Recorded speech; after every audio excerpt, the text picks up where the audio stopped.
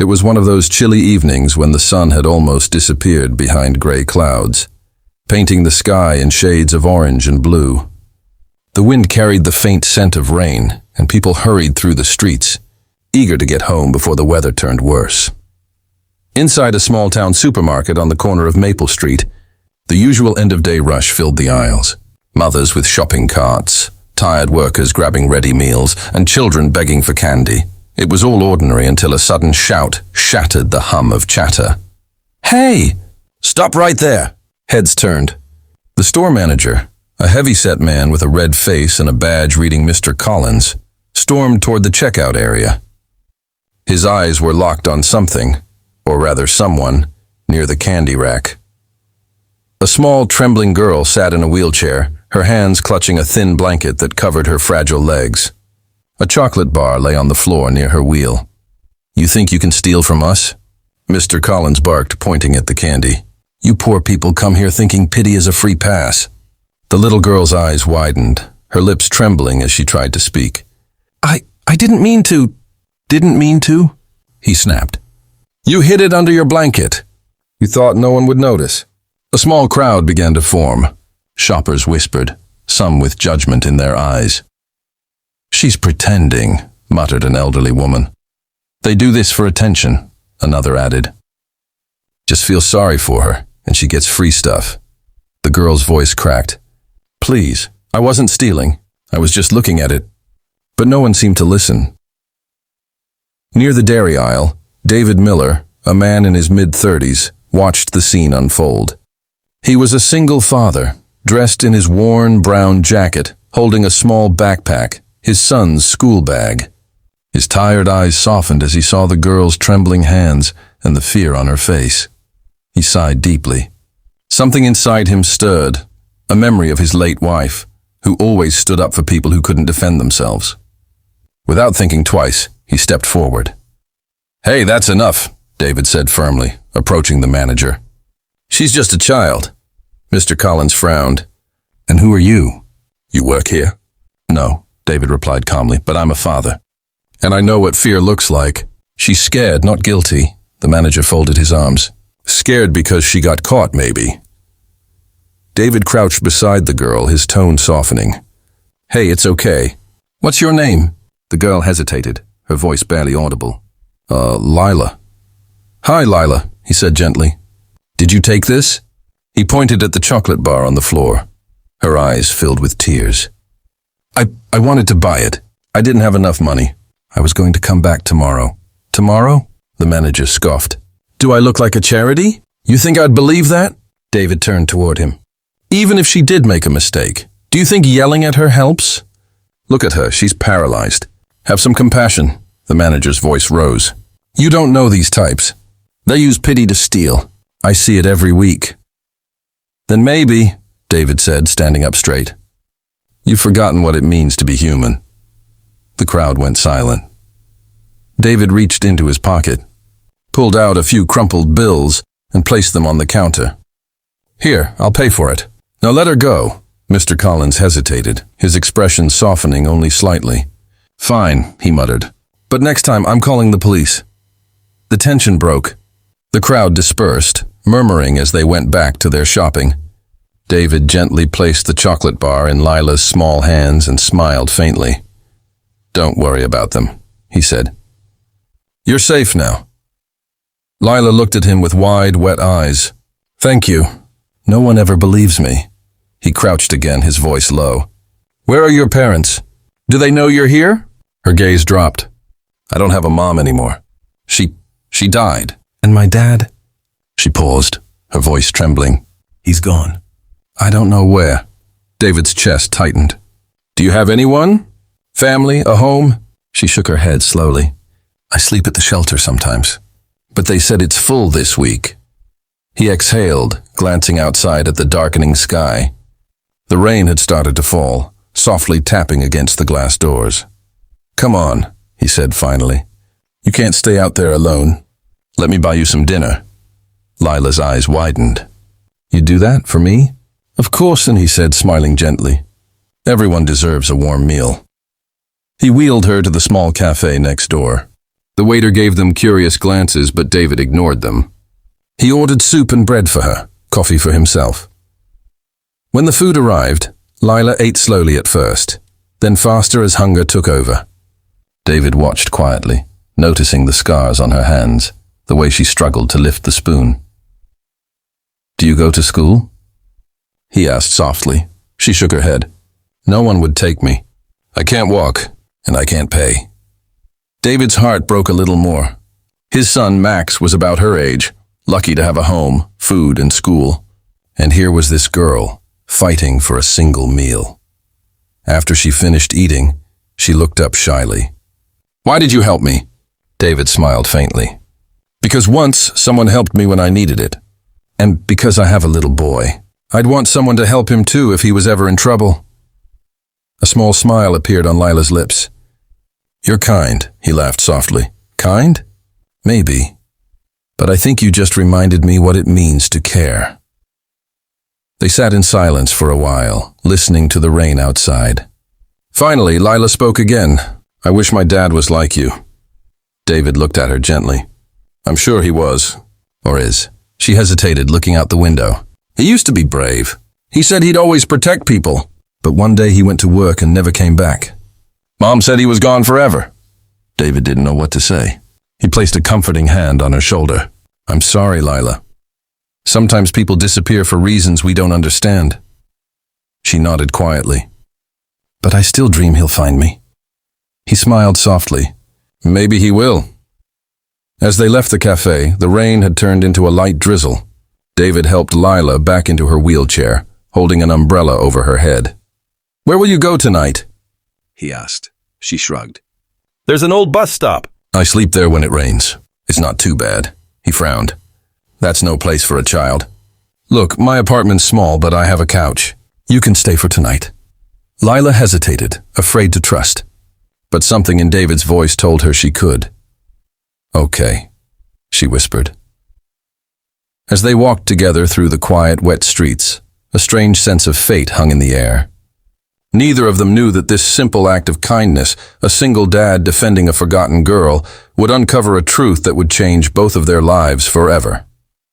Because the man who disappeared from Lila's life wasn't just her father. He was someone the whole city had been searching for. It had been 3 days since David met Lila. 3 days since he had taken her home, fed her, and given her a safe place to sleep. His small apartment wasn't much: peeling wallpaper, a squeaky ceiling fan, and furniture that had seen better days.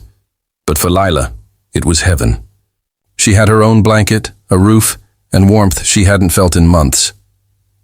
Every morning, David would go to work at the auto repair shop, leaving his 8-year-old son, Max, with the neighbor. But now there was Lila, quiet, shy, yet always smiling when Max told her jokes. The two children had become fast friends. Max would show her his toy cars, and Lila would tell stories from her dreams about a brave man who saved people, who promised her ice cream after every mission, and who wore a silver badge on his chest. David would often watch them from the kitchen, feeling a strange mix of peace and pain. He saw how easily Max laughed with her, how easily she brought warmth to his home, and he couldn't help but feel protective of her, almost as if she were his own daughter. But something about her stories lingered in his mind. The way she spoke of her father, the way her eyes lit up when she mentioned the silver badge. One evening, as he tucked Max into bed, David sat down beside Lila. "Lila," he said softly, "you said your dad was a brave man, right?" She nodded eagerly. "Yes, he helped people. He said he worked with the police, but not like the others. He used to go to bad places and save kids. Once, he came home with a cut on his face, but he said, 'It's okay, Lila.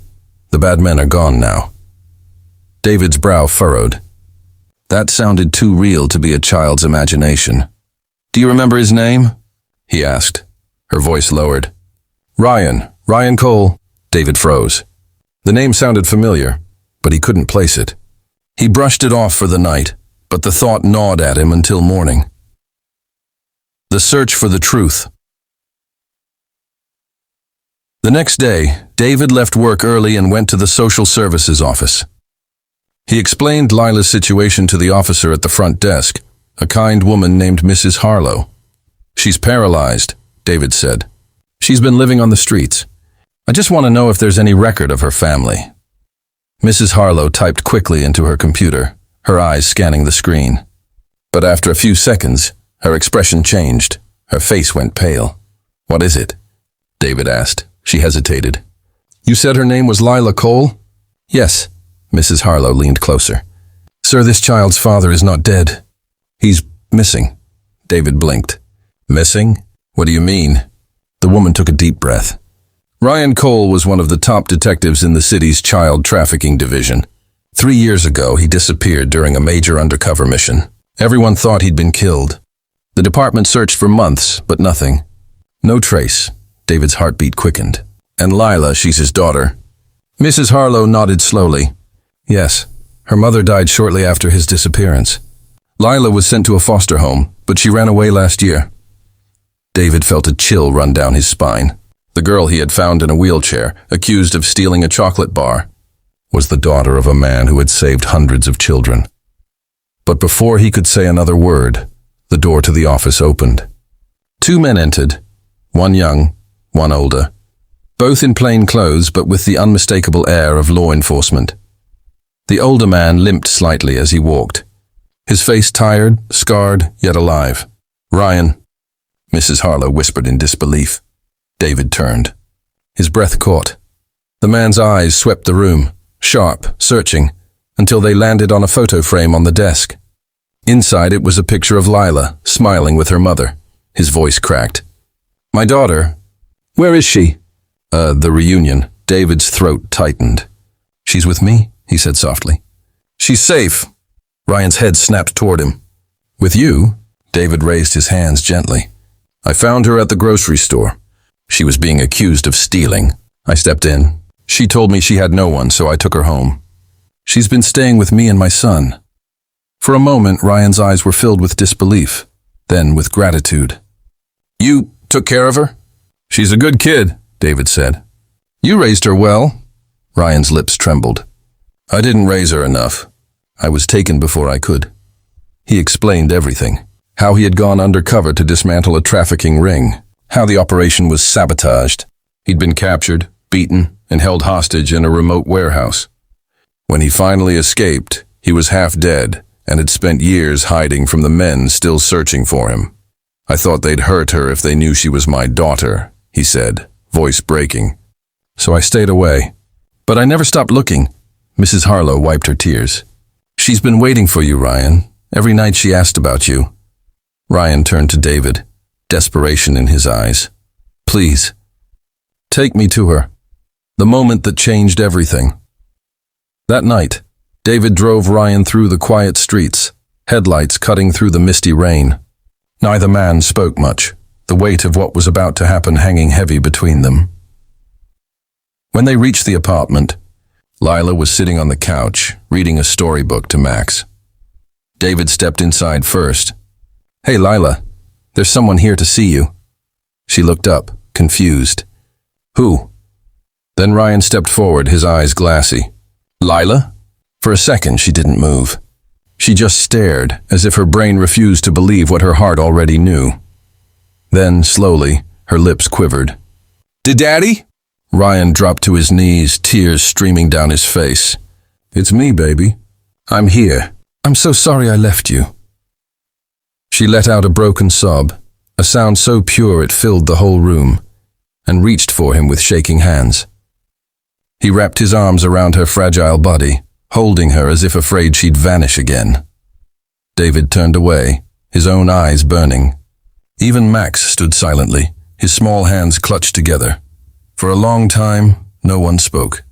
The rain tapped gently on the window like soft applause from the world outside. Finally, Ryan looked up at David. "You didn't just help my daughter," he said, his voice thick with emotion. "You gave her a reason to trust again. You gave her back her hope." David shook his head.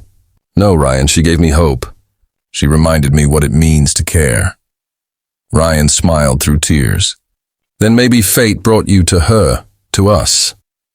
Lila clung to her father's arm, whispering, "I told you you'd find me, Daddy." He kissed her forehead.